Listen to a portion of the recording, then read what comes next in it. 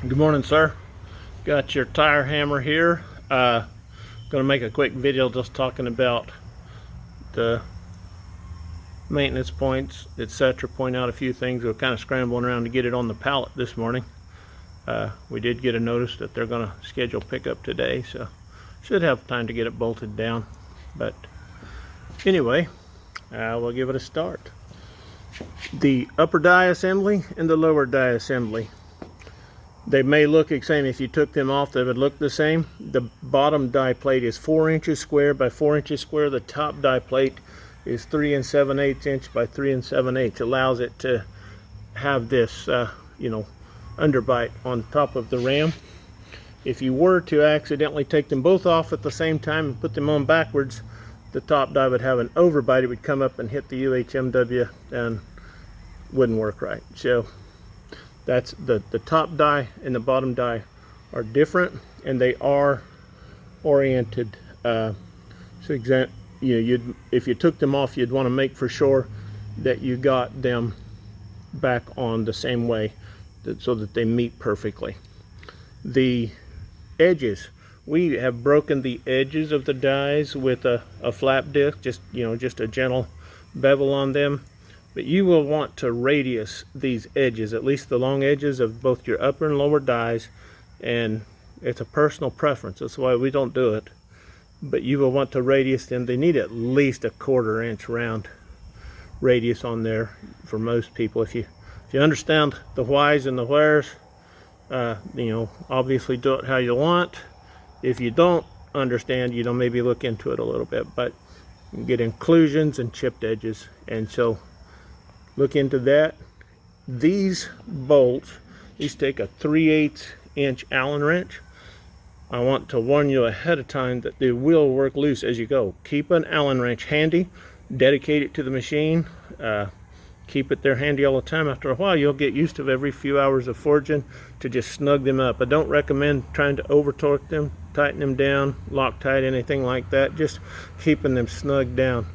What people have reported back is after use, they tend to get to where they don't work loose. But at first, both the lower and the uppers will work loose. If you're forging along and you see that, what you'll start to see is it'll just kind of start to vibrate a little bit. You don't have to stop or lose your heat. Go ahead and finish the forging process. When you put your metal back into the forge, just snug them up. After a while, you won't even think about it. You'll notice it. And again, after a while, people report that it's not an issue. Oiling. This ram needs to be oiled. You will, every time when you start to use it, and if you're using it heavy throughout the day, you need to keep a squirt can with oil. Everybody asks what oil. Just a general 30 weight oil. If you want to get particularly use non-detergent, it's not a big deal if it's detergent. We use hydraulic oil around here. We're farmers, and so we have hydraulic oil. AWE 32 or 64 works just fine. But you need a squirt can, and put it on all of the sides, and put it on all of the sides, and keep this. Somebody said in one of our classes one time, they said if it's not dripping oil off of it, you don't have enough oil on it. That may be a little bit of an exaggeration, but the point is that it needs oil. The bearings on the inside of the guide tube is that white stuff. That's UHMW, ultra high molecular weight polyethylene. Believe it or not, it will outwear steel. Its enemy, however, is friction and heat. Has a low thermal expansion rate. It'll start to expand around 119 degrees. And so if this thing running up and down causes a lot of friction, gets tighter, cause more friction, gets tighter, and it will lock up. But as long as you keep it oily, it's going to work really good. So oil. Now there's going to be a shield in place here, right? That shield, I just laid it down over here. This is the shield, and it has this hole in the front here where you stick the snout through. So normally it's here. You'll stick it through there, put it there, come around here, the side, and on the back, and then just let it run a little bit. Now up here, these we call the dog bones. There's a pair of them. These we call the long arms. These are the long arm linkages. In the top of the dog bones is little holes. Oil hole, oil hole, oil hole, an oil hole. That's 4 of them down here, and then at the top of the long linkages hidden up in here is a little oil hole here, and then one around here. So you have 6 oil holes. Those bushings inside there are sintered brass, and they're oil impregnated. They're made to be lifetime oil. We just don't trust that. We oil them, we always have. We stick a little bit of oil, again, just your 30-weight oil, or you know, AWE 32 hydraulic fluid, works fine, those points. Right up here you have a grease zerk. That's for this pillow block bearing.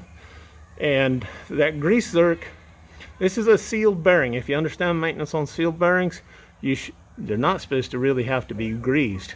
But if you do grease them, you want to grease them very carefully and very moderately. Clay says 1 squirt on the 4th of July. I might even say half a squirt. The point is if you pack too much grease in there, you'll blow the seal out. And anyway, that's the grease zerk.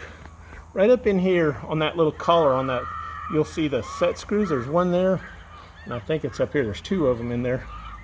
Can't really see the second one, but it's in there. And you'll want to check that every once in a while for tightness, just at first. They've been known to work loose, and then this will kind of wiggle back and forth. Be advised that it's not the end of the world if they come loose, come out. This thing is not going to come off. It just will kind of vibrate a little. When it's new, we actually leave them loose, run it for a little bit, let it find its center, and then we tighten them down. But 2 set screws up in there to watch. Up here we have set screws that are on this. These are holding the pins. Believe it or not, there are pins there where my fingers are that goes through there, the 4140. We make them very tight. They press fit in, and we still use the set screws. That was the original design. We put them there. Just check them, snug them up every once in a while. On the bottom of the guide tube, we have changed the design several years ago. Instead of having a welded on lower guide stop, we have a bolt on lower guide stop. 7/16 wrench, and there's 4 bolts. If you should ever have to mess with the shims and the UHMW, you would simply take these 4 loose. You might check them every once in a while, 7/16 wrench at first. I haven't had any problem with it working loose, but that is that. The brake is right here. It's adjustable. You can adjust the brake with these bolts. The gap between the tire and the pulley needs to be about the width of your index finger. That one maybe just, it's borderline on the much. It could be a little less, but the thing is we want to make for sure that the brake completely disengages before the pulley engages. We don't want to be making friction against that, rubbing that. 60 psi of air in the tire. Check it every once in a while. It may leak or just seasonal changes. Let's see, the adjustment for the treadle, your height of your foot down here, what's comfortable for you. Just spin this nut up, adjust it like you like it, spin that down with your finger tight, and that will hold that. Out here, you may not would notice this if I didn't tell you, but there's a hole in this top plate up here.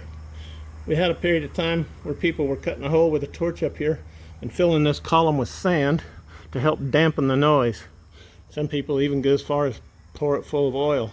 But anyway, we started punching that hole up there in case anybody wanted to do that. We used to tell everybody every once in a while to check these nuts for tightness. We torqued them to 67 foot-pounds. We haven't had any problem with them working loose. We've never had a record of it working loose. I can't really think of anything else. There is a little bit of surface rust starting to show on this. It's been a little humid here. It's been sitting here for a little bit. That was all really shiny when we put it together, but it wipes off pretty quick. But it's a good hammer. It should serve you well. We will have it bolted down on a pallet and loaded up when they come pick it up.